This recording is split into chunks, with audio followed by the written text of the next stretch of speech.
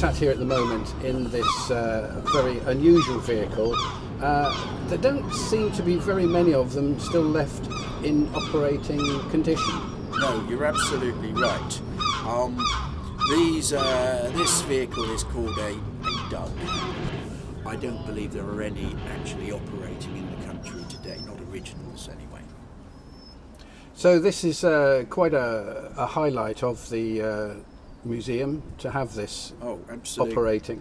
Absolutely. I mean, they're quite rare vehicles now. I can't tell you just how many there are left in the country, because they get squirreled away in barns and enthusiasts buy them as wrecks, and then they spend years and years and years doing them up. But a few have sold in the last few years, and they've sold for £50,000 plus, depending on their authenticity and provenance. But this one we bought from Falmouth. It was a wreck. It was not a barn but a field find. We've already spent probably £40,000 on it, but it is very dear to us because, of course, it's theoretically, it's amphibious and road vehicle. Theoretically, we could put it in the sea. Not that I would. Yeah.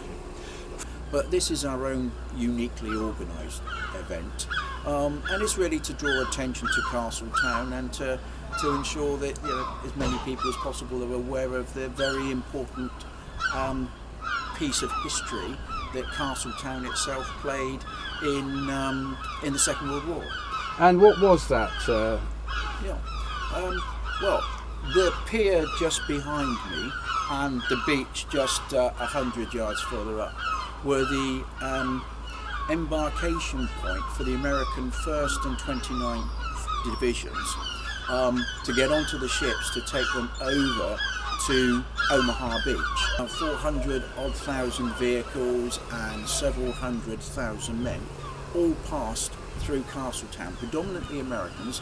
The British and the Canadians left from Weymouth, but on the opening hours of D Day on the 6th of June 1944, all of those chaps left through Castletown and from the pier or the beach here. The museum itself, how successful has that been, and how long has it been in operation here? It's been going now about 6 years, and each year we break the previous year's record for a number of tourists who come in. So it's exceeded my expectations. It's been incredibly successful, and that's been very much due to the enthusiasm of the volunteers. Now that we're getting a reasonable number of people through the door, we're able to start paying some of the volunteers a wage and make them employees, and we're now, I anticipate we're going to see something like 25,000 to 30,000 visitors this year.